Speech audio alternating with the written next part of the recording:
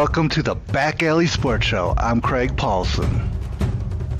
Week 1 of the 2025 NFL season is in the books, and if it's any indication, we are in for a wild ride. The NFL kicked off Thursday night as the Philadelphia Eagles, flying high after they beat the Dallas Cowboys 24-20. Jalen Carter was ejected before the first snap after spitting on Dak Prescott.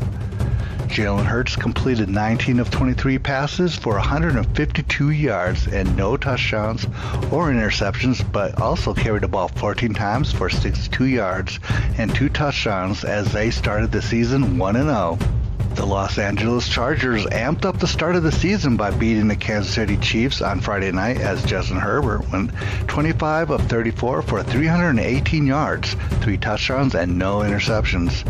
The Chargers pulled out a 27-21 win in the second ever game in Sao Paulo, Brazil.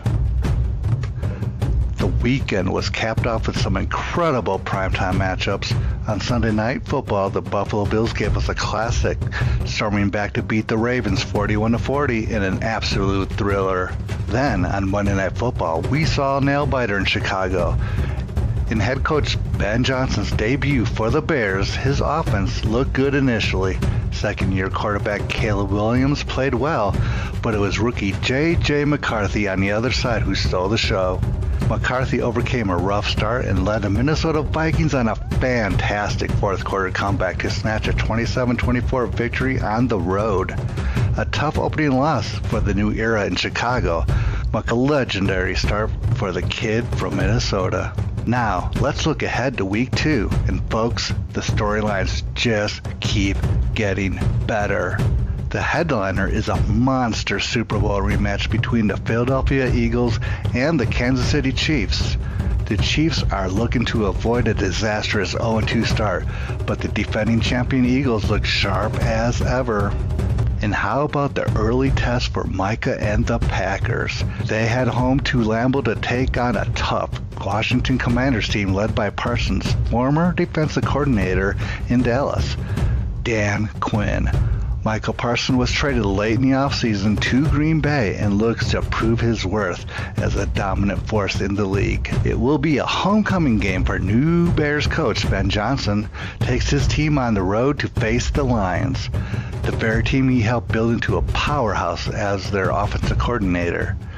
With both the Bears and the Lions desperate to avoid an 0-2 start, this NFC North battle is an absolute can't miss. It's shaping up to be another incredible week of NFL action. Get your popcorn ready. This is the Back Alley Sports Show. Here is your host, Tony Jankowski, alongside co-hosts Richard Clement and Devin Wright. Take it away, gentlemen. Welcome in to the first ever episode, coming at you live here, the Back Alley Sports Show. I am your host, Tony Jankowski, alongside co-host Richard Clement there in the middle of your screen, and Devin Wright there on the right side of your screen. What opening week of football we have to talk to you guys about today, bringing 90 minutes of content to you with so much stuff to talk about. Guys, how you doing today? Doing great, personally. Doing great as well. Appreciate you having me on. So glad to have both of you on here. I'm coming out from Nashville, Tennessee. I know that my buddy Devin there on the right, he's a really big NFL sports fan, along with Richard being a big NFL sports fan. And we thought that we might get together and put together some content for you guys. Now, we have a sports player in the stream. Devin there is a adult league softball player, and I heard that he's one of the best softball players in all of the country in adult softball. How many dingers did you get out there this year? He's talking me up like I'm a big shot, but I'm just a little peewee. Yeah, well, I bet you could play baseball better than I could at this point. With my meniscus in my right knee, I probably couldn't run to first base. I'd be having a pinch runner for me all the time. We'll have a foot race someday. How about that? Have you timed your 40? Have you timed your 40? Do you know how fast you can run? No answer on no. He doesn't. He doesn't. He's probably a 6. He's probably a 7. I'm probably about a 13. I think I can get there in about there. How long does it take to walk 40 yards? That's about how fast I can get there. So, tons of content coming to you guys this week, and really excited to broadcast this show and bring these guys in here. Appreciate everybody that subscribed to the channel before we got started. We had 20 subscribers in, and we appreciate y'all support. Lots to talk about, and we can get right into this thing early here. NFL started Thursday night with the Dallas Cowboys and the Philadelphia Eagles leading off the season. In my personal opinion, the Dallas Cowboys played really well through that game. Huge delay during the game, weather delay, big scoring first half, didn't score a lot in the second half. Dak Prescott looked good, but the game obviously was headlined by Jalen Carter spitting on Dak Prescott before the first snap was ever taken. And what was your opinion on the Philadelphia and Dallas game, gentlemen? Richard, we'll start with you. I'd say the first half was actually a fairly interesting game. Both defenses struggled to stop the other offense.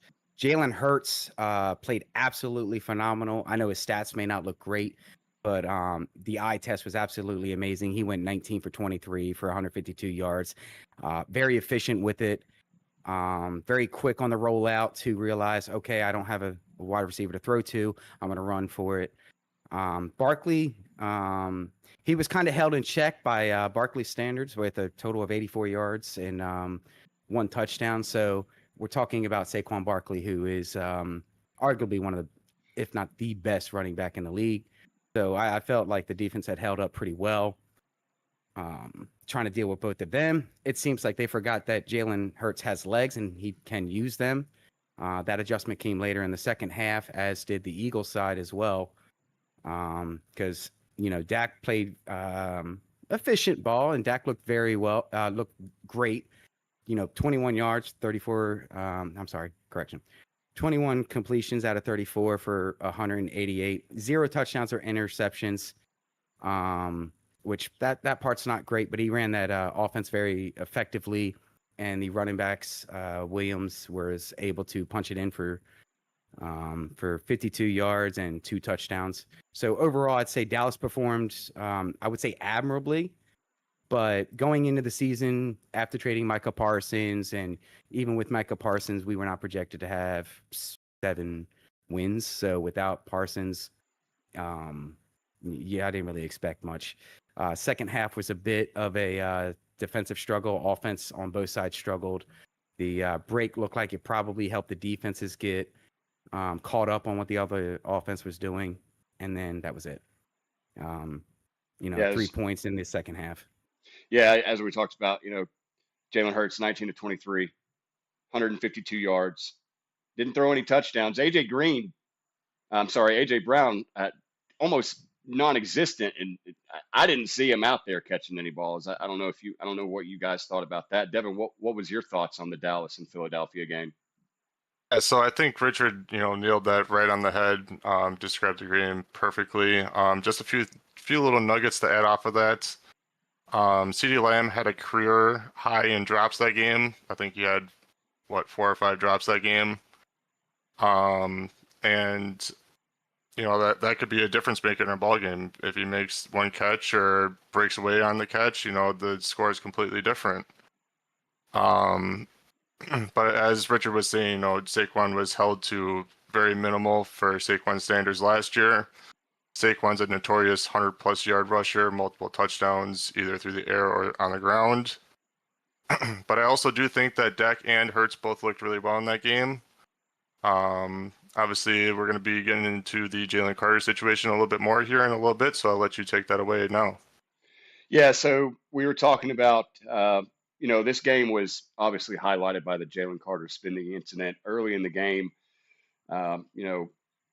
Philadelphia kicks off. Before Dallas really even breaks the huddle, there's a spitting incident and ejection. And going into some of the things that happened with that, we'll talk about the penalties here in a second, whether, what we thought should have happened with suspensions and fines and all that. But how did that set the tone for the Dallas and Philadelphia game, Richard? Was that in your mind? Was that a tone setter for Dallas? What did you think about that incident? Um, as far as a tone setter, I don't really think it was a tone setter for the Cowboys in any real way.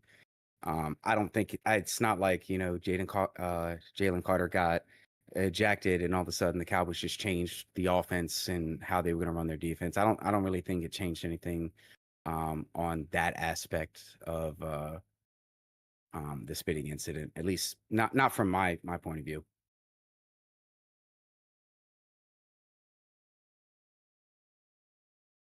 Just to add off of that, I do think that when a defensive player is ejected from a game, it kind of deflates the defense and ramps up the offense just a little bit, even though, even if it's not the most pronounced player, which Jalen Carter is a main part of that defense. If Jalen Carter is out of there, that opens up a lot of holes for the run game, for play action, anything that Jalen Carter is good at, stopping the run, pass rushing. He's good at all that. He can get in there and potentially plug up those holes and win the game for the team. So with him gone, it's a pretty noticeable difference, I think, in a defense with that player gone.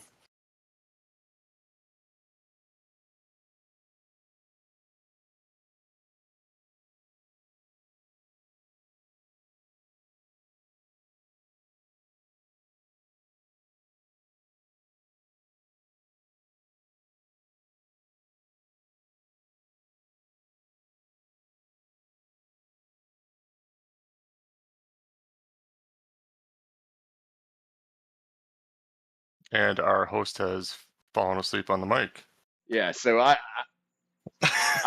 don't think that. Sorry about that. I don't think that.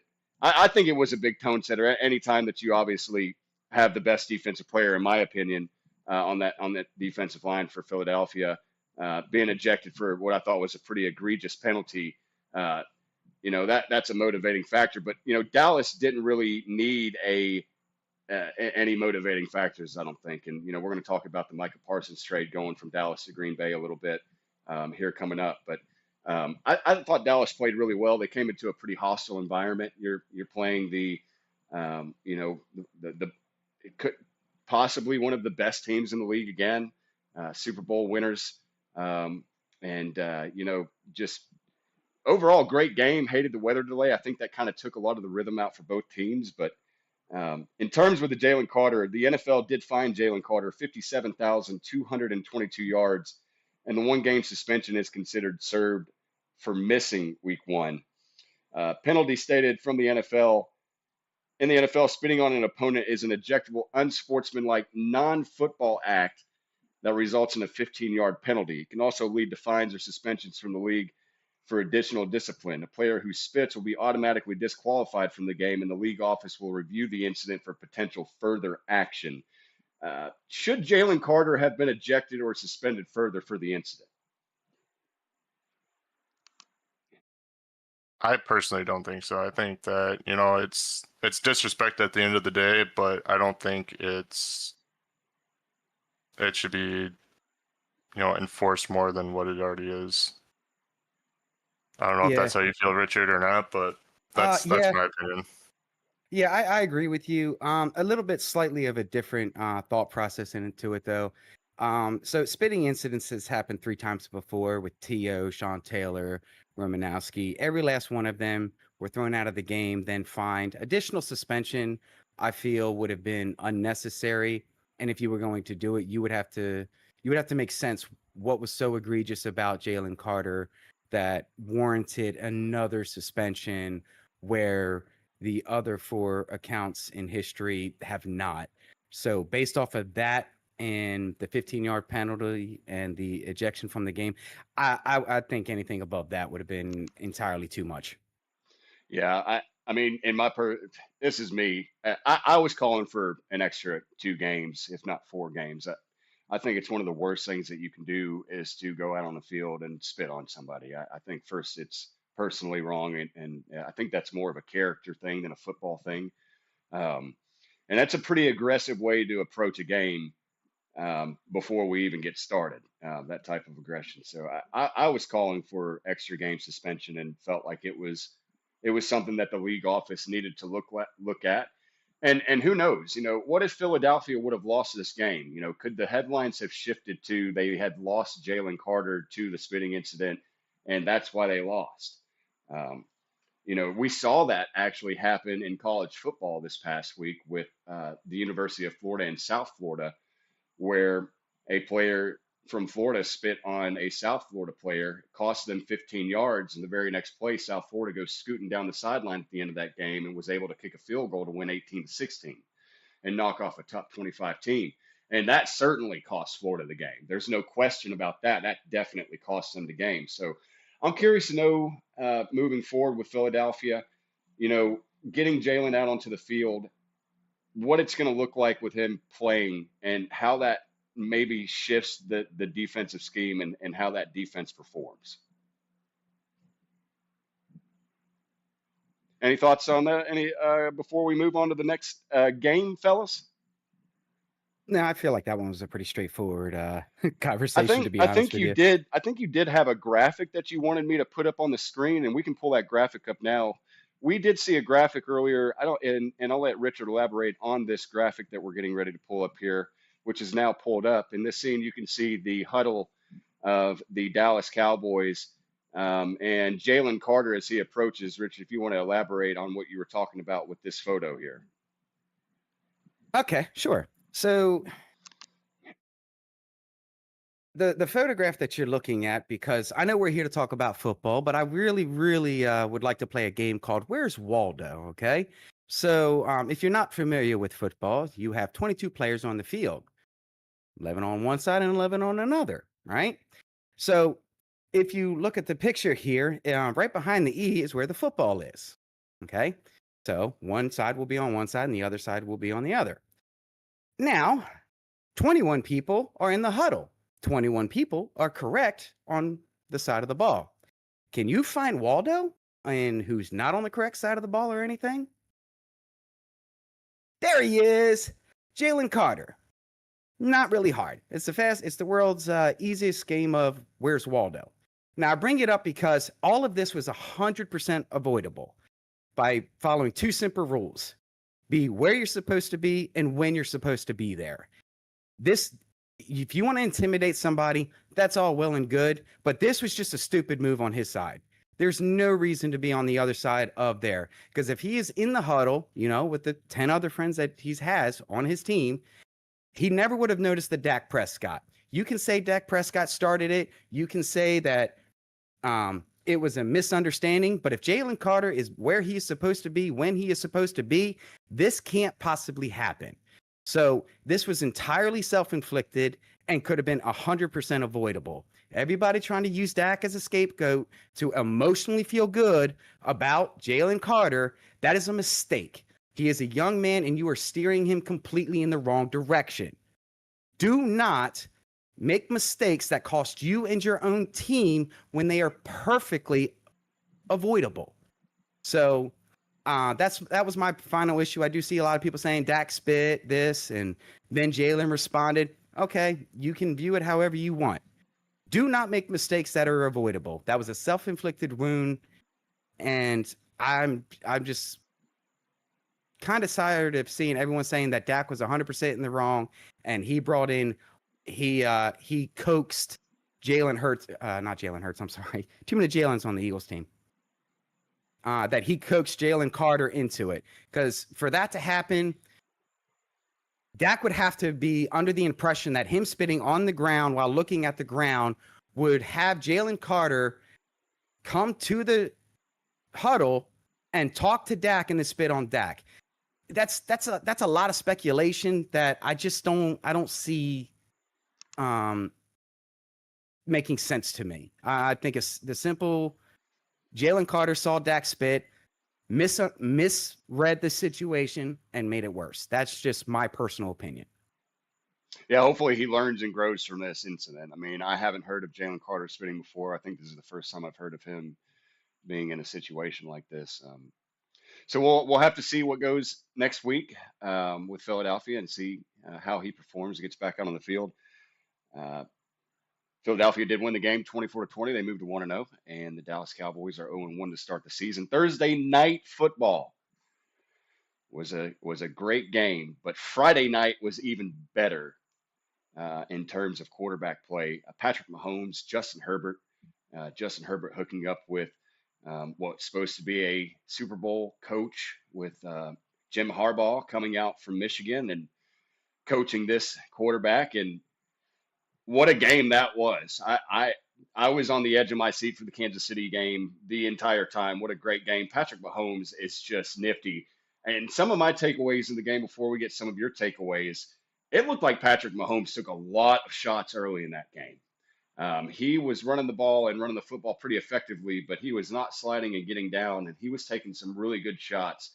So for me, it'll be interesting to see if they coach him to be able to slide more often and not be so aggressive on those yards. But Kansas City falls as the Super Bowl runners-up, and the Chargers finally beat the Chiefs. They had been 0 for 7 in the previous 7 games.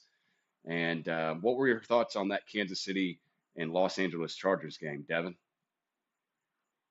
So I would like to bring this all the way back to the free agency and NFL draft. So the previous year, the Chargers were notoriously known for running the football. That's Jim Harbaugh's offense, running the football, establishing the run. And, you know, they bring in Najee Harris from the Steelers. They draft Amari Hampton. They look like they're about to do the same thing as they did last year. They boost the offensive line, boost the running back room. And what do they come out and do? They sling the rock. Totally, complete opposite. Totally shocked me. I was not expecting Herbert to throw for, close to 300 yards, I think he had, right? Totally not on my radar at all. And then the second thing that I wanted to bring up was the Patrick Mahomes trucking the Chargers cornerback while going out of bounds. And Richard, I know that we haven't talked about this before, but I would like to get your perspective on it. I feel like if a defensive player can't do it, the offensive player should not be able to do it either. No, I agree with you, especially since you're already making life hard on corners and actually any defensive player. They're already having a hard time figuring out where they can hit a player and where they cannot. I agree with that 100%. Yeah, I'm with you guys on that one too. You know, if it's good for one goose, it's good for the other.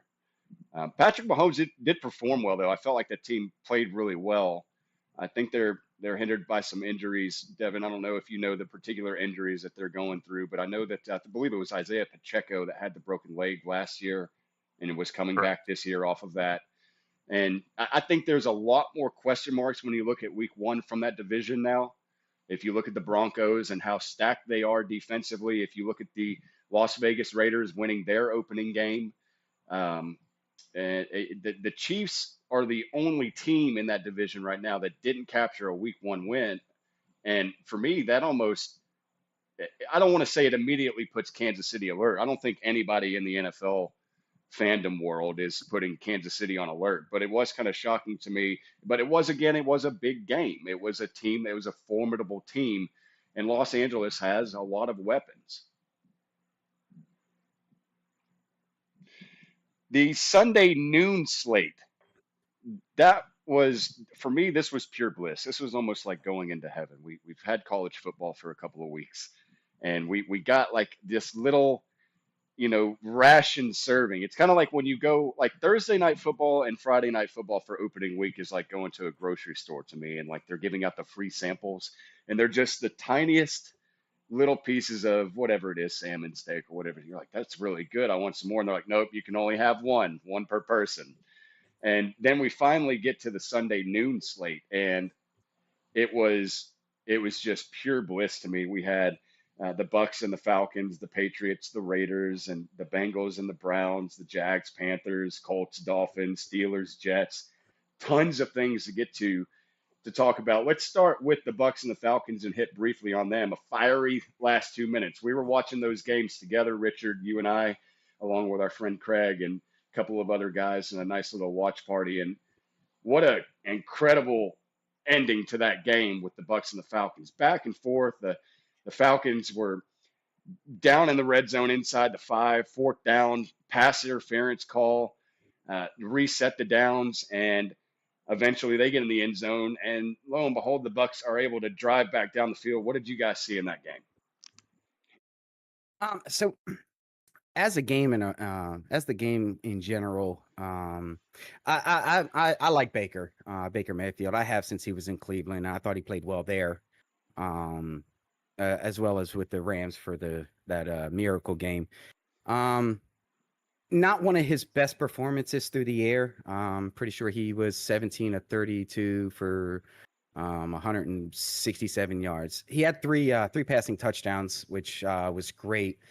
Mbuka, that was a great game for him, and showed he's definitely worth the first round pick. He was, I believe, the lead catcher in yards for Tampa Bay. I would say, even though it's a loss for Atlanta, Penix looked great. I would say he looked better than Baker Mayfield in the pocket. He looked more comfortable with the team, and the biggest problem Atlanta had was the rushing game. It was non-existent. Algier did nothing. Robertson in the run game did nothing, although to caveat a little bit off of that, Robertson had over 100-yard receiving, and actually he led with, I think it was 100 yards for Atlanta. So if I'm Atlanta, I'm walking away feeling pretty good, especially for Atlanta. Tampa Bay, I just feel like I just watched another Tampa Bay game. Tampa Bay just does not run away with games. It almost feels like they play down or slightly lower than their competitors, and Baker just finds a way to win with people like Mike Evans and now Ibuka. And I would like to see them run Bucky Irving a little bit more and White. I think those two are a very good duo to go back and forth. They both had, when they're on the field, they're dangerous. They can hit home runs at any time. I feel like Tampa needs to lean on that a little bit more and force the defenses to stack the box a little bit, make the open up the middle of the field, give Mike Evans more room, give Ibuka. I'm going to screw up names, guys. I am terrible with I believe, names. yeah, we were doing this in pre-show as well, Devin and I. I think I got it. It took me a while, but Emeka Ibuka, I believe is Emeka Ibuka, four receptions, 67 yards, and 2 touchdowns. Obviously, a force to be reckoned with over there. I mean, catching touchdown balls in your first NFL game at that volume is off of only 4 receptions is pretty good. You got anything to add to that, Devin? Not too much other than, off of what Richard was saying. Robinson looked good through the air. Obviously, he had that one big play. I think it was like 50 yards and 1 pass catch. That was really nice. I also do want to hit on the Younghoe Koo kick at the very end of the game. He's a pretty dang good kicker. He doesn't miss many of those clutch kicks, and ultimately he missed this one, and it costed him the game. But I was not expecting him to miss that. Usually when the Falcons are pushing overtime, it's going to be a really good game for them, and unfortunately we didn't get to see overtime for that game. But that was all that I had to add to that game. Yeah, and speaking of Can field I ask a goals- question, Tony? Yeah, go. So, question: there was a lot of field goals missed this week throughout the league. Do you think, Devin, that any of that has to do with the fact that the NFL changed over to using a new ball to kick for the kickers? Do you think that played a role at all? Do and don't. So at the week 1 point, I do not think that it has anything to do with the balls. I think that's just teams finding their footing, getting going. Teams might be clunky or not, meshing well together with either new additions or rookies, whatever the case is. But as we've seen in preseason, with the new addition to the rules, Cam Little was able to hit a non-record-breaking 70-yard field goal. which I do think that we will be seeing a new record for longest field goal this year due to Joey this Sly, new. 70, baby. Yep. Titans, let's go. We will be seeing my personal opinion. I do think that we're going to be seeing a new field goal record for longest field goal, just because kickers are able to mold the ball into more of a spherical football, like a rugby ball. That's the kicker's dream, to have the ball more circular, kicks it farther, get more distance on it. But yeah, I do think that as of right now, it's not playing a factor. We did see a lot of field goals, but like I said, I think it's just because people are trying to find their footing. Coaches are finally getting into rhythm, finally getting play calls out there. But yeah, that would be my opinion on that. Yeah, and speaking about field goals, I mean, it's great to tailor into there. How about Boswell hitting a 60-yarder, the game winner for the Pittsburgh Steelers? Aaron Rodgers' revenge game? Question to you guys. 4-touchdown game for the first time since 2021 when he won MVP for the Green Bay Packers. He makes his debut with the Steelers. Season win 34-32, 34-32 off of that 60-yard kick from Boswell towards the end of regulation. What did you see in the Pittsburgh and the New York Jets game? Because this one was all over the radar, and the Steelers get it done. Was that a revenge game for Aaron Rodgers? Personally, I think that it could be viewed as a revenge game just because, Rodgers is coming from the Jets to the Steelers now. For me, it's kind of a toss-up. Aaron Rodgers always plays with a chip on his shoulder. He's always been that kind of way. So that's why it's kind of up in the air for me, because he always kind of like plays with, that chip on his shoulder. I mean, 4 touchdown games since 2021. Obviously, he struggled with New York. He tore his Achilles. I mean, we could be looking at possibly, I don't know what the requirements are for a comeback player of the year, but if he keeps something up like this, maybe wins another MVP. But I do think that this game was supposed to be like a sluggish game. The Jets obviously struggled last year. Steelers, they struggled as well. So I think that this game was great. This game had my full attention for the majority of the time for the noon slate. I got to see, Justin Fields really turn it on. He's kind of known as more of a rushing quarterback than a passing quarterback. And I think he did phenomenal passing the ball. He made great decisions. He knew when to rush the ball, when to throw it. I do think that Breece Hall really took a step up from last year. He's looking like his old self, explosive straight out of the handoff. Braylon Allen, he was supposed to get an increased role this year because of Breece Hall last year. Personally, I think that Braylon kind of looked more sluggish. He was a little bit more slow. I know he is a power back. He's 6'1", heavier set. He's going to be there for the colder games. But he looked a little bit, stumbling out of the gate a little bit. Garrett Wilson looked really good. He had a touchdown. Justin Fields threw him that touchdown, obviously. On the Steelers side of the ball, Rodgers played phenomenal. DK Metcalf was a big surprise. He had a lot of drops that game. Just straight in the hands, couldn't catch it. You don't see a lot of that from DK Metcalf. The Steelers' rushing offense was very bad. Jaylen Warren played really good behind Najee. And whenever he gets the running back one role handed to him, he just can't get it done for some reason. He gives me Alexander Madison vibes. When he backed up Dalvin Cook, he was the best running back behind Dalvin Cook, but then when he was the main guy, he couldn't get it done for some reason. So I thought this was a great game. It had me on the edge of my seat at the very end of the game. But overall, just a very good game from these two teams. Yeah, you're never more on the edge of your seat than when you have money invested at DraftKings like I did, because I believe I chopped a couple of ears off during that. What was your take on that Pittsburgh game, Richard? So, I think Devin covered a lot of it beautifully. I would say definitely a revenge game for Rodgers. Rodgers feels like the type of person, if they were to play Green Bay this year, that would still be a rival game to him. So, but I want to say Roger Aaron Rodgers won the short-term battle when it comes to the revenge games. I think the Jets and the Fields win the long term.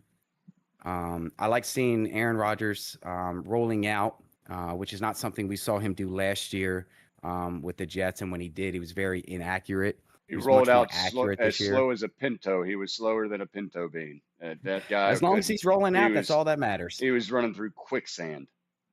So, and to elaborate on the short-term win, long-term loss, the Jets kind of put themselves in a position to where they have Aaron Rodgers for this year. He probably won't return for next year, which is going to leave Mike Tomlin to have to, I would say, for the first time or second time in his career, have to develop a quarterback, which I'm adamant that is his weak point. And I don't think he's going to be able to do it. Where the Jets, they don't need Fields to be great. They just need Fields to be competent and show that he can take care of the ball. And yesterday he showed he could do that. Or not yesterday, I'm sorry. On Sunday he showed he could do that. Breece Hall was just phenomenal. He was so fun to watch throughout that entire game. So, but I do like the way they were using DK Metcalf, how they were trying to make sure that the wide receivers were coming across Aaron Rodgers' face to make it a little bit easier for him to spot them and throw them. And then when he boots out, the offensive line actually got very, very good when he would do on the rollout. The Steelers' offense is really, really shaky. I would be concerned about their defense. Pittsburgh prized itself on its defense, and that defense did not look good. It didn't. From my perspective.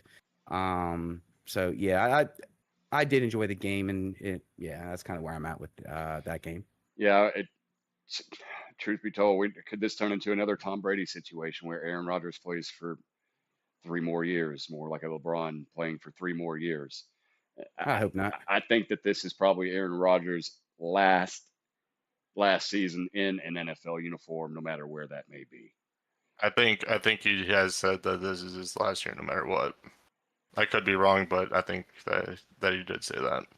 Well, he says that now, but I'm pretty sure he'll go ahead and go and sit in a dark room for about 3-4 weeks, leave everybody in the assuming he's going to retire, and then who knows, come back for another year. That's kind of his MO right now. Cardinals beat the Saints. Marvin Harrison, is he finally breaking out? 5 receptions, 71 yards, 1 touchdown. Devin?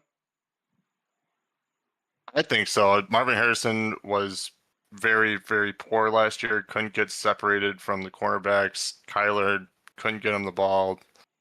And obviously this is a great step forward. Scores a touchdown, trying to follow in his dad's footsteps as, an all-time great wide receiver in the game.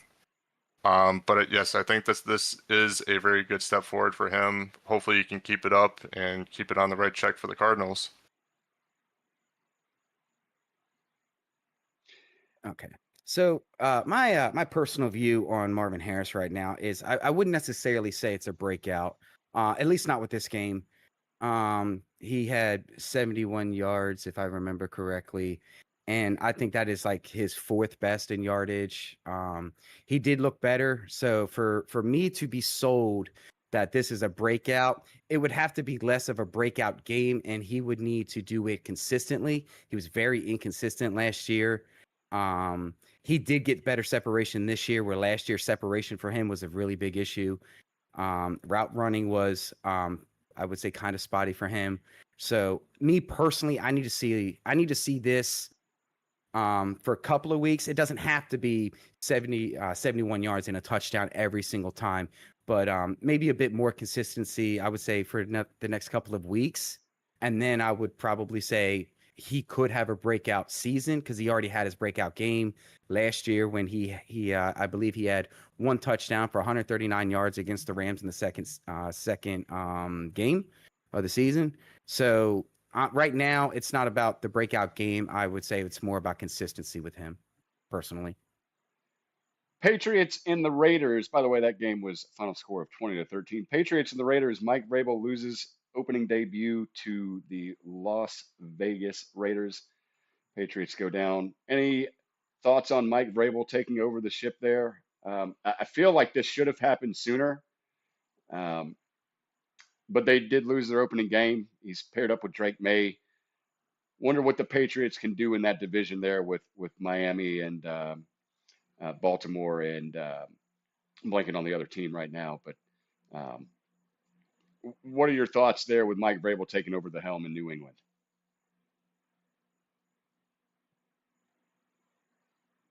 I'll kick this one off. So Mike Vrabel is a very good defensive coordinator. I think the Patriots defense was it was fine. The Patriots' biggest issue, again, lack of run game.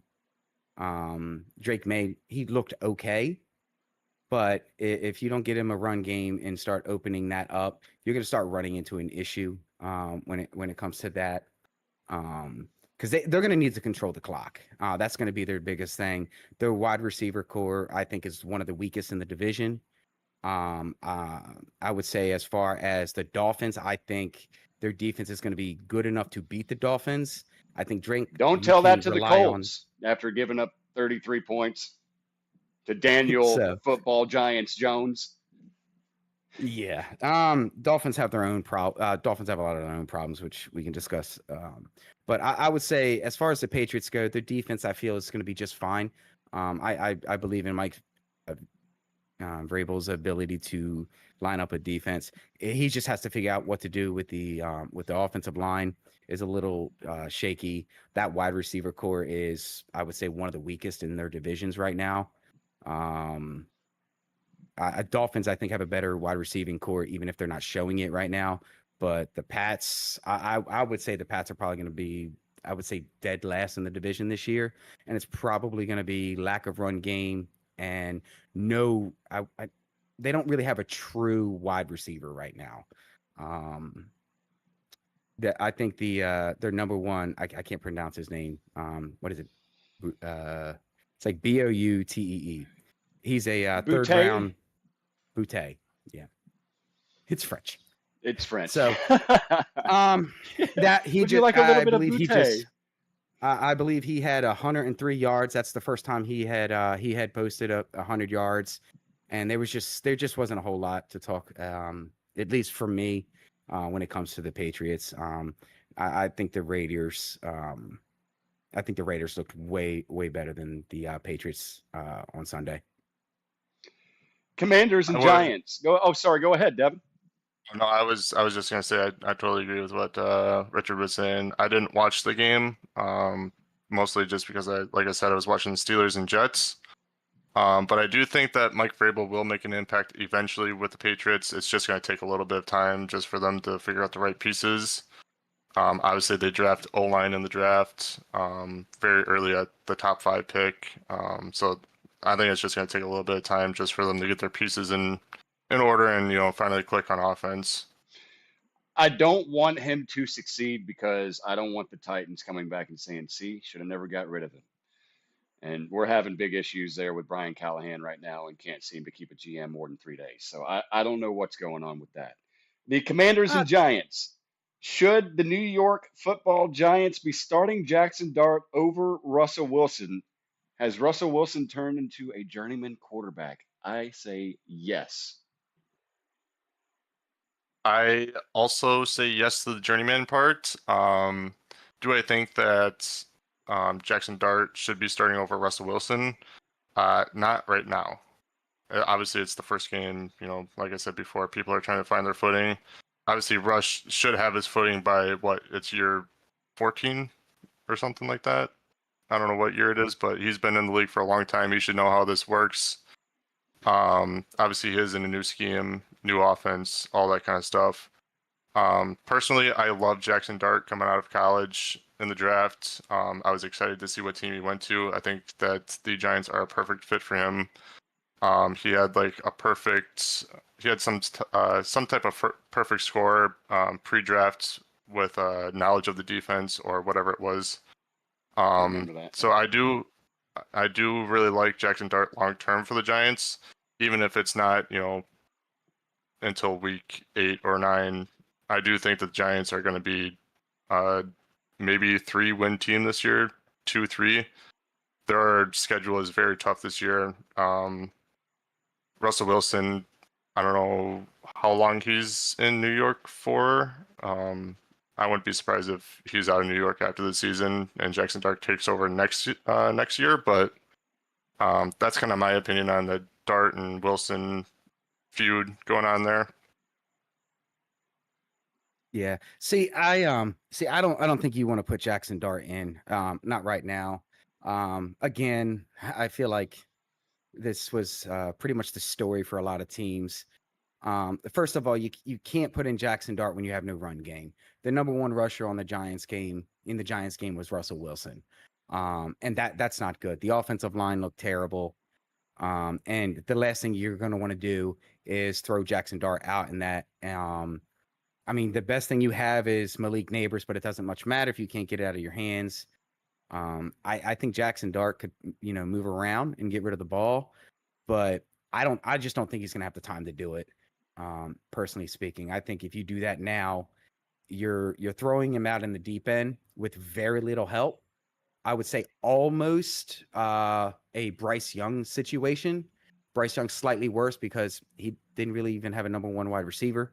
So I would say probably not right now, just because longevity-wise, I just feel like you're going to destroy his confidence before he fully understands the NFL and sees what's going on. Let him sit behind Russell Wilson. If Russell Wilson isn't holding it together, throw in Jameis Winston. I know he's a strange man, and he's very much, I'm going to throw 5 touchdowns and possibly throw anywhere from 6 to 7 interceptions.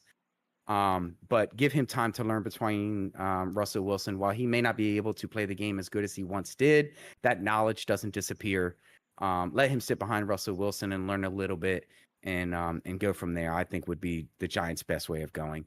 And I got to shout out that I know the Giants are in a rough spot, but that defensive line needs to be shown some love. The Giants do have a very good defensive line, and it's a shame that defensive line is going to be wasted due to the offense. That's just my personal opinion. I don't know if you guys seen. I don't know if you guys seen the clip of Abdul Carter closing out on Jaden Daniels like a basketball 3-pointer. That killed me. I mean, yeah. Oh God, I was in tears. Commanders win that game 21-6 as the Giants don't even muster a touchdown. Well, but neither did the Titans either. We're getting ready to get into that. But before we do, we've got to talk about Joe Burrow, guys. The Browns nearly beat the Bengals in every statistical category that was out there. Joe Burrow throws for less than 200 yards. Prime-time receiver Ja'Marr Chase, no yards, virtually no yards.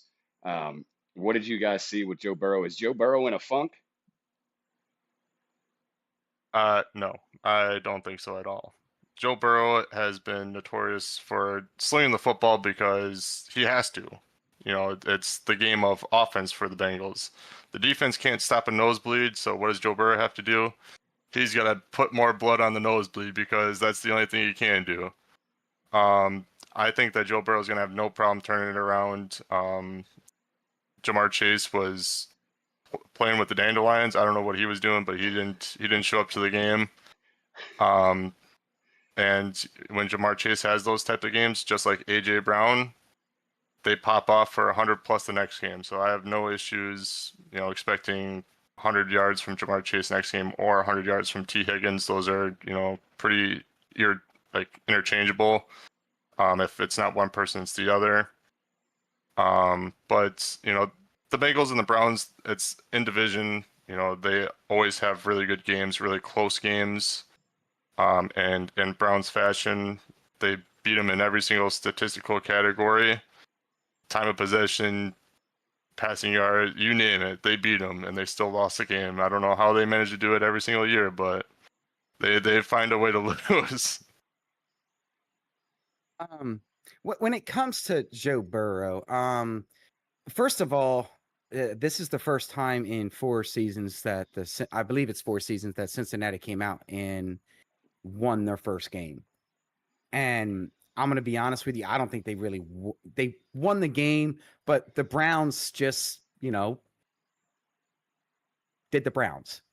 Joe Flacco's 2 interceptions absolutely destroyed them. From the one with throwing to Jerry Jeudy, he was off target with it, and of course, when you're off target and the wide receiver has to catch it fully extended, that ball's going to go anywhere. So Joe Flacco holds a little bit on that.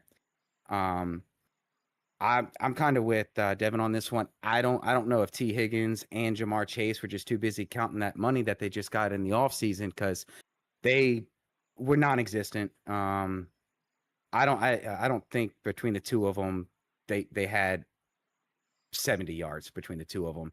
And when you sit there and you're spending over 30 million for 2 wide receivers, you need production, and it just didn't happen. Between the two of them, I think they accounted for 9 targets and maybe 5 receptions. It wasn't pretty. It's a Cincinnati game, week 1. The Browns just lost it. Joe Flacco, 2 interceptions, but even then, Joe Flacco was actually pretty solid. I think he threw for 31 out of 45, which is it's relatively decent for Joe Flacco. But yeah, it's just I'm not going to say that Joe Burrow is in a funk. The sheer fact that they won is good, but no, not yet. Joe Burrow, that defense was terrible last year. I actually think it's worse this year, even with Trey Hendricks being signed for a 1-year deal. But yeah, no, I wouldn't say Joe Burrow is in a funk.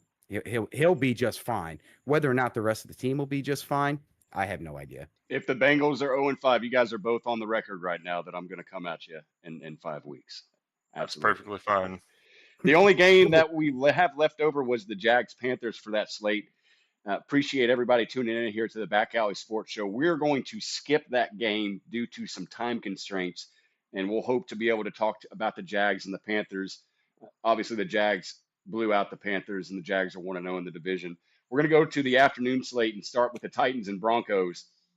Tennessee Titans were penalized 131 yards for the first time in 17 years. You got to go all the way back to 2008, the year after I graduated high school, to rack up that many penalty yards. And it was a huge part of the game, execution-wise, with Dan Moore, Jeffrey Simmons, Jarvis Brownlee, tons of star players, the guys that you lean on for leadership to be able to help you get the game done. Your defense turns the Broncos over 4 times during that game.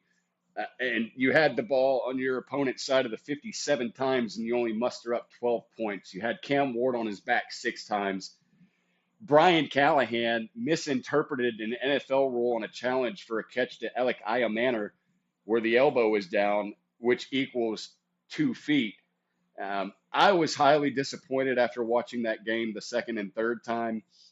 And the Titans offensively, I think they looked bad. They sputtered, and people want to say, hey, Cam looked good, but he was 12 of 28. Calvin Ridley was dropping passes all over the field in the end of that game. They still had a shot to win that game towards the end of regulation. I was highly disappointed in the Titans' performance. Denver's defense was touted maybe as what it was. What did you guys see at Mile High? So when it comes to Tennessee, Cam Ward, he looked like a rookie, behind a bad offensive line. I'll be honest, I wasn't necessarily overly impressed with the Broncos defense, to be completely honest with you. So I think they can take hope in Cam Ward. I think they can take hope, Tennessee, that is, can take hope in their defense. I thought the defense played relatively well. But with Bo Nix's second year, it's still kind of hard to tell kind of where he is at. He made mistakes that Tennessee was able to capitalize on. But if you don't get Cam Ward some protection, or find a way to get him out of the pocket and get him a wide receiver that can catch the ball, you guys are just going to be stuck just running in place, not going anywhere. And your defense, they're going to keep you in games. Problem is your offensive line won't hold up. Tony Pollard is very hit and miss. I don't think he's an every down back. He's a great change of pace running back. But last year with the Cowboys, he had more rushes, but yet less yard. He had more carries and less rushing yards. So I think he needs to stay in the change of pace role. So I would say probably try and go out and find you an every down back, but it won't much matter unless that offensive line gets fixed. And that's just my opinion. To tail off of you there, Richard, I kind of do see Tony Pollard in like that unique kind of gray area of running backs.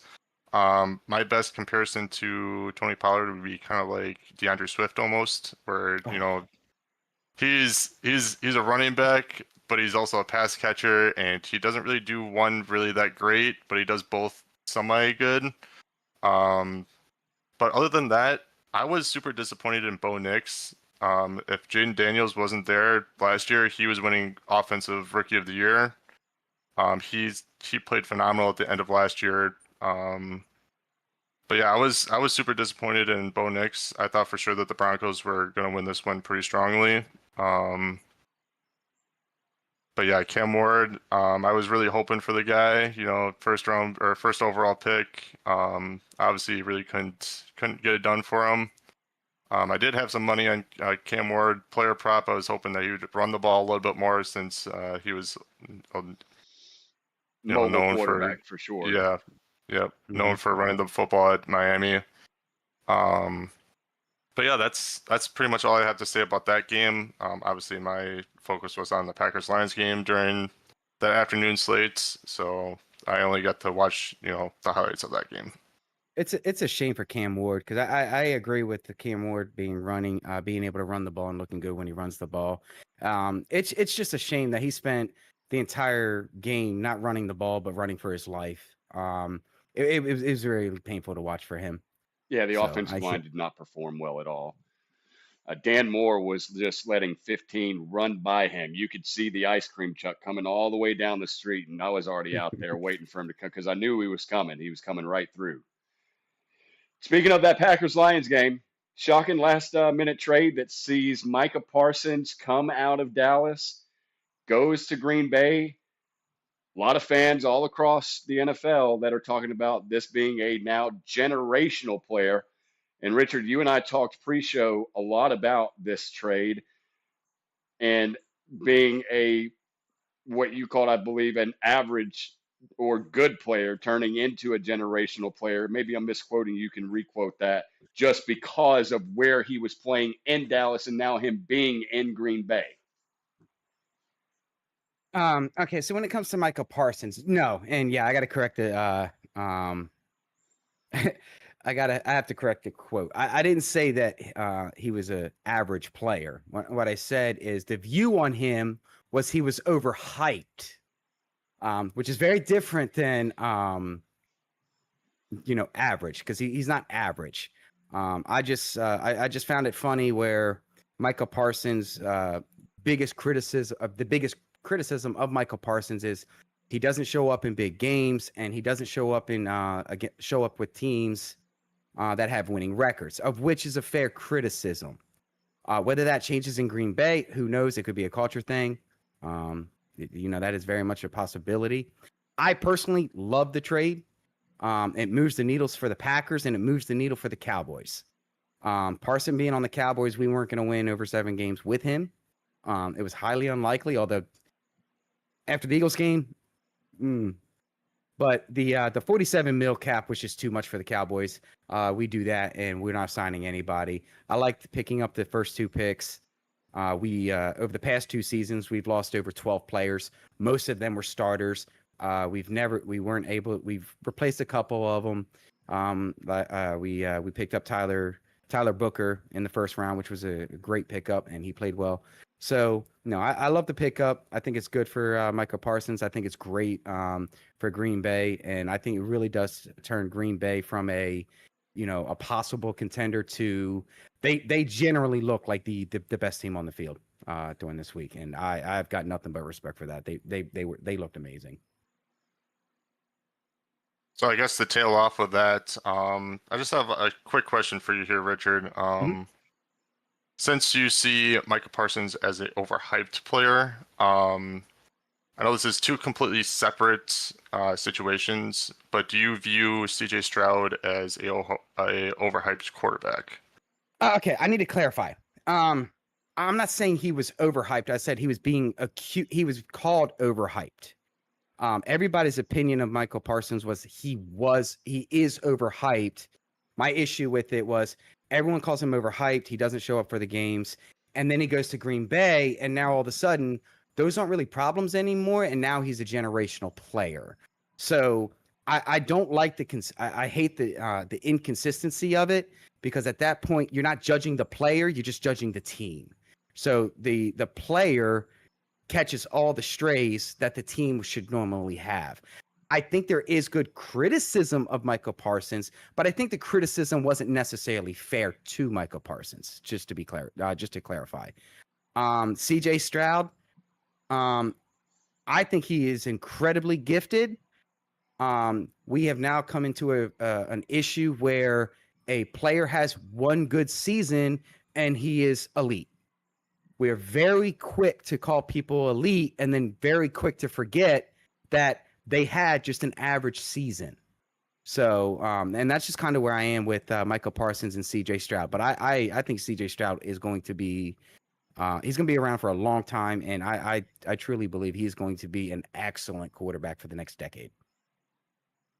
For sure. I definitely do see that too. Back to the Green Bay and Lions game, and to tail off of your trade analysis, obviously we give up Kenny Clark, who is a run-stopping defensive tackle, which the Cowboys needed, and the two main pieces are 2 first-round picks. Dallas is known for drafting well, and the Packers are known for not drafting well, especially in the wide receiver and defensive line. You could definitely say for the Packers, you do have some of the big names like Gary, but I just want to bring it back to the past 5 years that were picked 20 or later, because that's where I'm going to be guessing the Packers are going to be picking, is going to be 20 or later. So in the last 5 years, obviously this last year we have Matthew Golden, which is to be determined. Jordan Morgan, who really wasn't anything spectacular for us last year. Devontae Wyatt, defensive end, defensive tackle. They're all pretty interchangeable under Jeff Hafley. He's been okay, but not, nothing to be screaming and shouting about. Quay Walker, he's had some on-the-field issues with temper and just not being level-headed on the field. And Eric Stokes, who ultimately was a speedy quarterback, but not a very good quarterback. So for us, if you're saying we have to give up, like Eric Stokes, Quay Walker, Devondre Wyatt, James Morgan, if we have to give up those players to get Micah Parsons, forget it. You can have it, because Micah Parsons is going to be better than any of those players will ever be, other than maybe Matthew Golden, which we will find out in the future. But to hit on the game now, all eyes were on Micah Parsons. They introduced Micah Parsons to the fans. They do a ritual every single game. They introduce the defense of players, and then they switch the offensive players the next game. Every home game, they switch back and forth, back and forth. They started with the defense, obviously, because Micah Parsons' first game.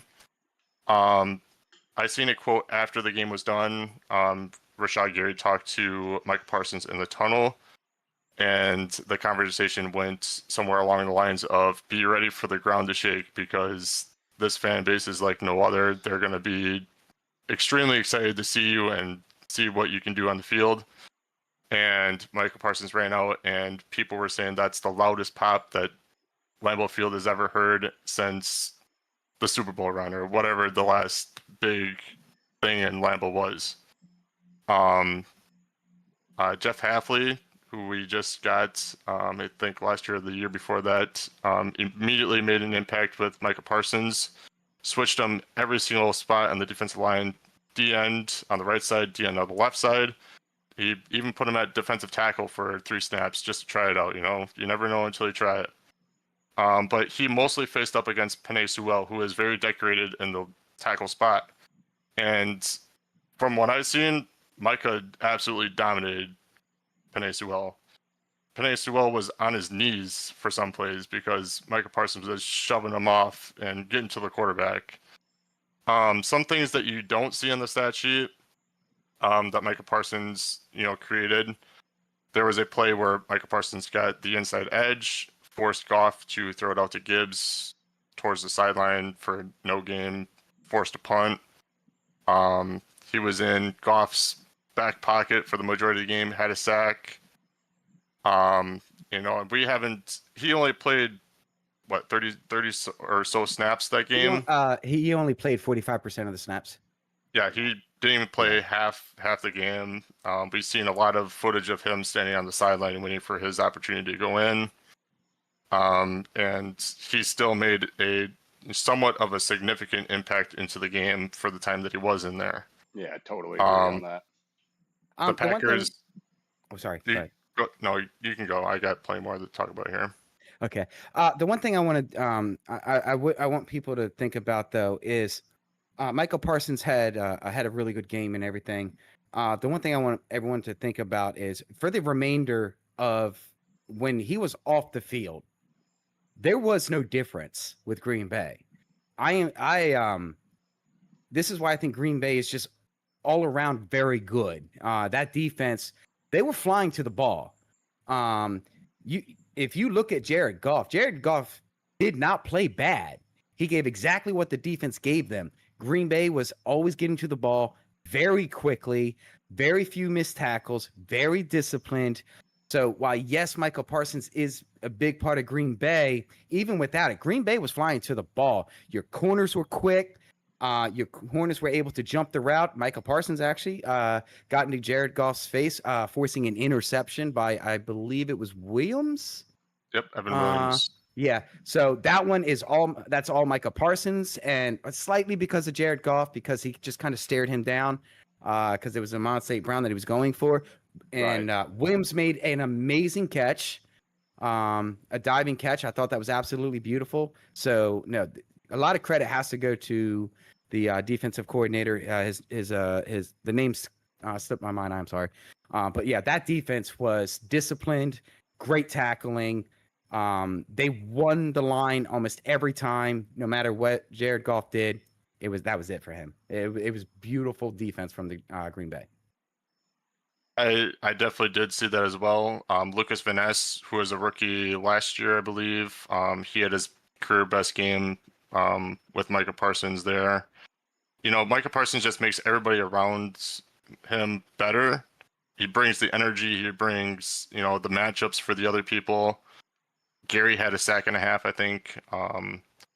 Ultimately, the defense just played phenomenal, and we haven't seen a player like Micah Parsons since 2012 with prime Clay Matthews, who was able to disrupt games like this.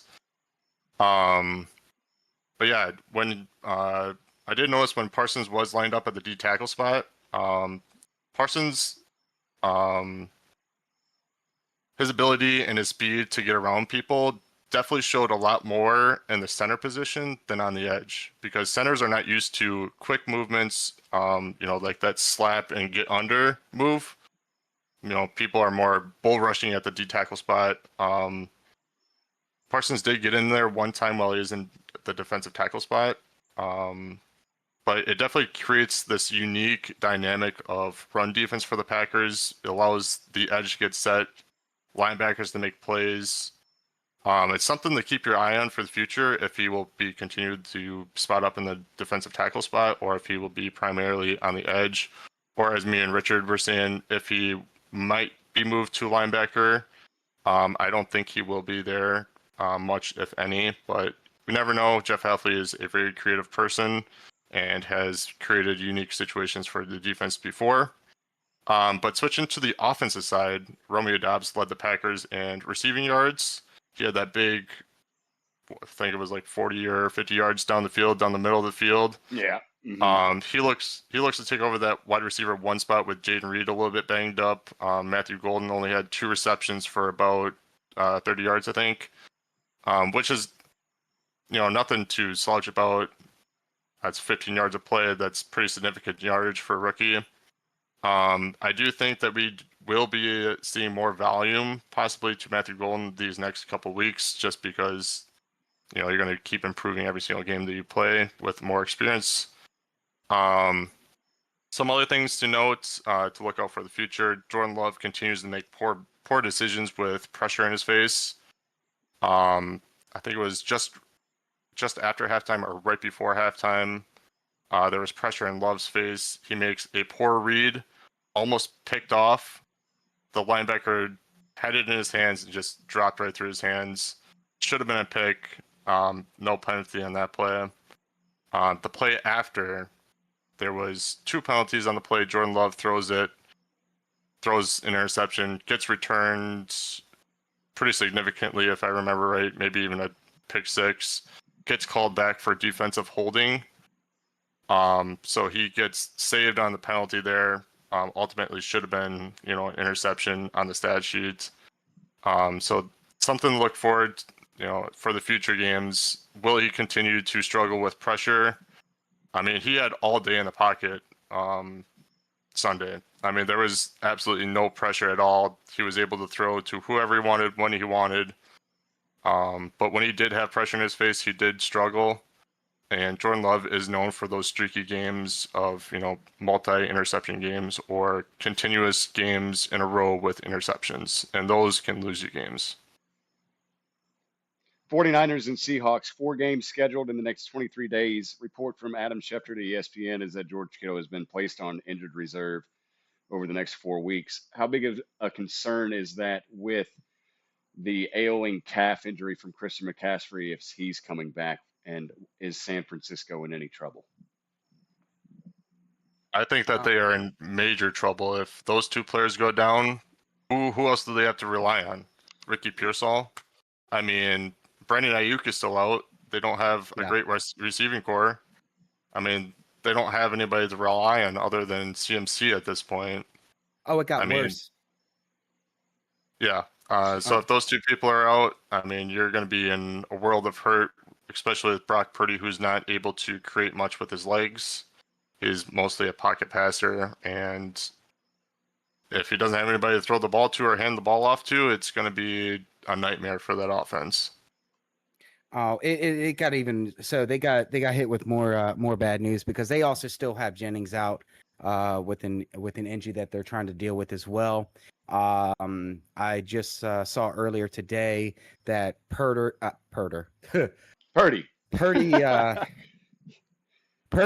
first of all, that game-winning touchdown, I thought was a bad throw. I thought it was a great catch for the tight end, but now he's dealing with a toe injury and a shoulder issue.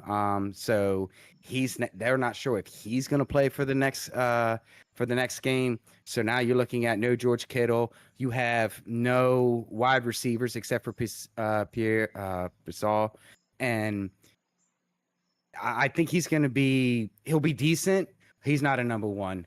And San Francisco, I feel like they're going to go into New Orleans next week, and they won't have anything. They could have a great defense, but that offense isn't going to do anything. But yeah, they're in deep trouble. Rams and Texans. Texans lose to the Rams 14-9. That's another one of the games that we're not going to be able to get to due to the time constraints that we're working with. But we did have some NFL and rookie performances I wanted to go over with you guys and then get your thoughts. Cam Ward, 12 of 28, 112 yards, no interceptions, no touchdowns, was sacked 6 times.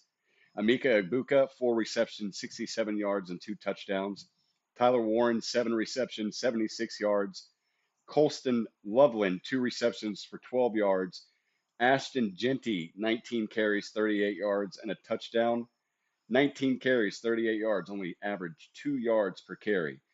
But then the big one that I want to talk to you guys about was the Bills-Ravens game where Josh Allen went 33 of 46 for 394 yards and 2 touchdowns, no picks, 14 carries, 30 yards. And on the other side of that ball, 18 carries for Derrick Henry, 169 yards, 2 touchdowns, 1 fumble. Zay Flowers for the Ravens, 7 receptions, 143 yards, a touchdown, and 2 rushes for 8 yards. What did you guys see on Sunday night? So when it comes to there's a lot to go over there. So with the Ravens are going to have to figure out how they're going to hold on to 2-score games here. I think they're positioned second in the with losing 6 games. I think the worst one is Chicago, where they lose a game where they held a two-score advantage. I don't understand why you can run the ball the entire game, and then all of a sudden, when you need to run out the clock, you can't run the game anymore. Your run game just doesn't exist, and you start throwing the ball. That was a mistake. Buffalo has a problem on the back end. Their corners could not keep up with Derrick Henry, who is in his early 30s. So Buffalo's going to have to figure out how they're going to deal with that. Lamar did look good. Derrick Henry looked like Derrick Henry minus the fumble. That one's going to hurt. Josh Allen is I got more faith that Josh Allen is less likely to take stupid risks. He's been a bit more consistent here. And after last year and the way he played, I thought he played phenomenal last year. I have a sinking feeling that he's just going to continue on with this year. The only thing that's going to hurt Buffalo is going to be the same thing that hurts the Ravens. There's defenses. They're just not there. That's going to hurt the Ravens because the Ravens' entire scheme is based off of how good their defense is.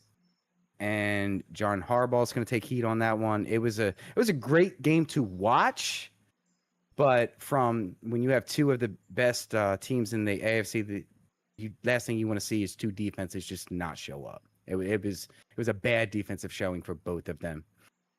So I want to hit on, first of all, I think, Richard, you nailed that perfectly. The thing that I want to hit on is the Ravens have been notorious for not closing out games, whether it's playoffs, whether it's regular season. The question that I want to ask you, Tony, do you think this is due to coaching or just bad luck? What is your opinion on that? I mean, when you're scoring 40 points and your defense can't stop a team from scoring 41, I think you get all the answers you want right there. Lamar and those guys, they've scored, in my opinion, they've always been able to score. And sometimes it will, but that defense, it looks like from a guy that doesn't watch every Ravens game, it just seems like when they lose, they're getting beat by absurd amounts of scores. I mean, of course, it's tough to lead off with a game like that on Sunday Night Football. First Sunday Night Football game of the year is Bills-Ravens. I mean, AFC showdown, an absolute AFC showdown. Two teams that are definitely going to be there in the mix later on. But, in my opinion, I think it just comes down to the defense. And, if you're going to score 40 points, that 99 out of 100 times, you're going to win that game. Yeah, if I may, I would say, because I actually do watch every Ravens game, mostly because of the area where I live at. It's all Ravens fans, and if you want to talk football, you better know something about the Ravens. So, and everything's really, really good until, I speak the truth about the Ravens, and then all of a sudden it's shut up, Rick. Nobody wants to hear your it. I would say it's not bad luck. And I would say coaching can be to blame, especially because if you look at what the defense had did, it's almost complacency with the Ravens. The Ravens know they're good, and they know they can win their game. And then when they have a big score, all of a sudden it's, oh, we got this, we're celebrating, da-da-da-da-da. They don't finish out the game. And I think that is the biggest problem. I think, yes, that's coaching, but that's also on the players as well. The coach can only do so much. You still have to go out there and play. You cannot go out there and make mistakes. That game is not over until you have won and all the teams are meeting in, shaking hands. The Ravens are awful at that. It's like they get complacent, think I got it, and they stop. That's what it looked like in that game. Once they hit 41 points, defense is just like, okay, we got it, and the offense just died. Yeah, obviously there's a lot to be, it's a long, long season. Lots of football left to be had. We're 1 weekend and we're already dicing and side decking who is and who isn't. But lots of football left. We had the Bears and the Vikings last not last night, Monday night. I'm sorry. Um, J.J. McCarthy able to get it done in the fourth quarter. Comes back, puts a drive to sink the Bears there. Did you guys see anything that you wanted to touch on with Monday Night Football's game? The one thing I feel like I feel bad for Chicago fans right now, because you saw Caleb Williams. You know, he would make really good throws, and last year he was almost afraid to throw the ball, so he never did. He never wanted to make a mistake, so he never threw the ball. He did a little bit better in the first half, and then in the second half, once the blitz started coming in, he fell off the cliff. I thought AJ McCarron is more the route, and what the Vikings saw with AJ McCarron, they should be very happy. Yes, he started off. I believe he started off. He didn't start off very well. It was bad. I think it was like he went like 4 of 10, and by the end it was like 13 of 20. He came to life in the second half, which that's what you want out of a young quarterback, especially one coming off of an injury, his rookie season. So I think, Chicago's in a tough spot. I really don't know what they need to do to fix that. It just seems like Chicago just cannot unbreak themselves. But if I'm Vikings, I'm excited. Just to tail off of that a little bit more, I do think that the Bears are in, this a little bit of a sticky spot, you could say. But I think that the only thing that they need is time. By their bye week, I think they'll have it figured out. They'll be playing a lot better. Some things that Caleb might need to work on a little bit more is decision making, in my opinion. The play that pops out in my mind is, the defender's right in his face. The defender gets called for roughing the passer. He throws the ball to DJ Moore, who absolutely gets sandwiched between two players, which could be very detrimental to your season. Having your wide receiver one out for concussion protocol for 1 to 2 weeks, sure, that's not too bad, but concussions are nothing to be playing around with. You see it with Chris Olave. He's injured 2-3 times a year with concussions. Once you get one, it's over from there. You only get them more often. But yeah, that would be my opinion for the Bears. Just give it time, work on the decision making, and I think you'll be just fine. Okay, so at the end of the show here, guys, what we were wanting to do is we were wanting to pick division winners. We're going to save that for next Wednesday night. Those that are watching, we're going to save that. We're going to trail that back 1 week. We'll do division winners on next week's episode. You can find the Back Alley Sports Show, 6 p.m. Central Standard Time, 7 p.m. on the East Coast. Let's go rapid fire. Pick games for this upcoming week. I'm going to say the game. I'm going to give my call, and then Richard give the second call, and Devin give the third call. We're going to go rapid fire before we hit our last segment of what we saw and what we're looking forward to.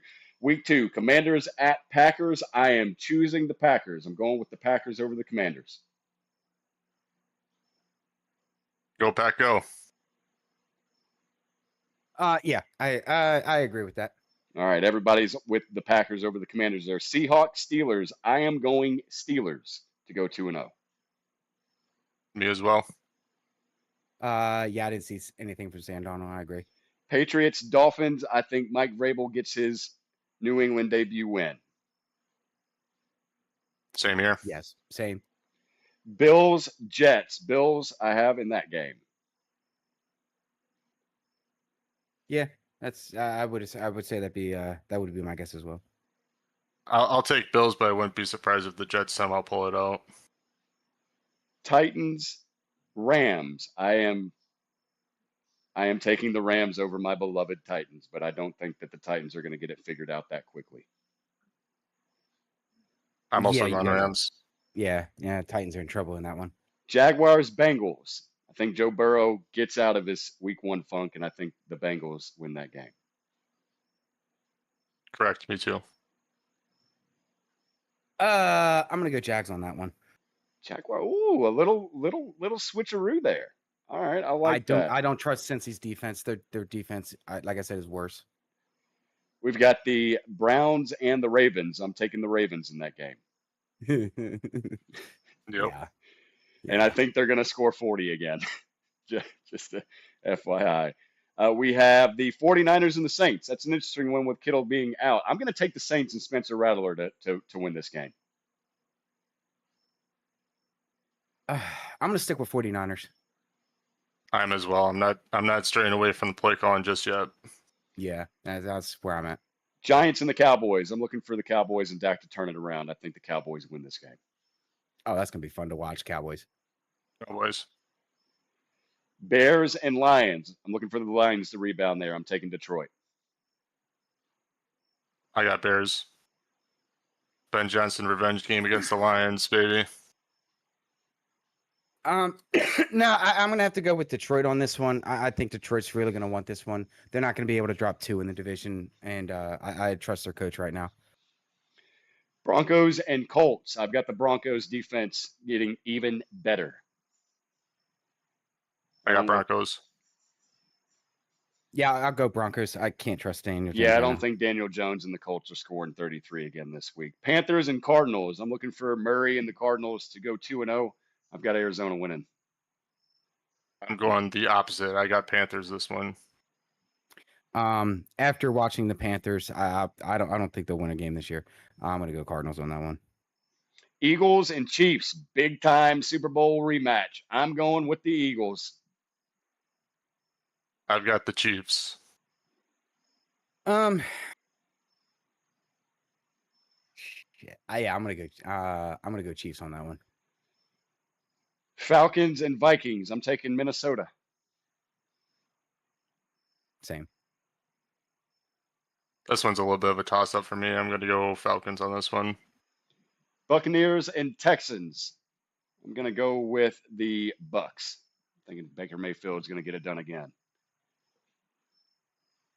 I also think Bucks, but there is a little bit of a side note to this one. I was looking at odds, and the Buccaneers are not the favorite in this game.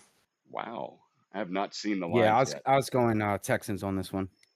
Final game of the week, Chargers and Raiders. I'm taking the Chargers. Same here. Raiders. I think they're the dark horse. All right, so I'm before gonna we go get out of Raiders. here, we'll get our final thoughts, what you guys are looking forward to before this next week. I just want to see my Titans. I want to see them execute better. I want to see them play better. Maybe they don't beat the Rams. I'm looking forward for them to just play a better game, execute better offensively, keep Cam off of his back, and be competitive. Yeah, I'm really looking forward to the. I'm looking to see what happens with Washington. They're gonna have to prove that Daniels won't regress through the season. I think the Giants, which that's an easy game. I think they're gonna have their hands full with Green Bay. Green Bay can be had, but it's gonna take Dan Quinn making sure that defense is on fire. They need to win on the line. Deebo Samuel looked good. Terry McLaurin needs to step up the game. I do like their chances at with the run, so I think they can find it, but that's going to be their test. If Washington takes on Green Bay, Washington's the real deal. I don't think Washington wants to lose this one. They need this one to be contenders. For my things to look forward to, I'm going to stray away from the Packers. I think I nailed them pretty hard before, so I'm going to stray away from those Packers here. I do think that the Packers are winning the NFC North. That's no guarantee in my mind after seeing the first game. But the games that I'm going to be looking for coming into week 2 are going to be the Bengals. Can Joe Burrow and the boys figure it out? Come back week 2 strong. Jets. Can Justin Fields, keep playing at the pace that he is? 200 plus yards, 3 total touchdowns. Can he keep it up in week 2? And the Dolphins. Can Tua clean up the turnovers, and can they bounce back against the Patriots? Guys, it was an awesome first episode here with the Back Alley Sports Show. Certainly appreciate everybody that tuned in with us tonight. If you didn't get to see it live, we appreciate you tuning in and watching it with us. Richard, thank you very much. Devin, very much. Really enjoyed hanging out with you guys and talking some football. We will see everybody next week Wednesday at 7 Eastern, 6 Central Time to talk about all of the Week 2 content and matchups. We'll try to lock this back in, and we will have our division pick winners for you guys. Until then, I'm your host, Tony Jankowski. For Richard Clement and Devin Wright, this is the Back Alley Sports Show. So long. Peace.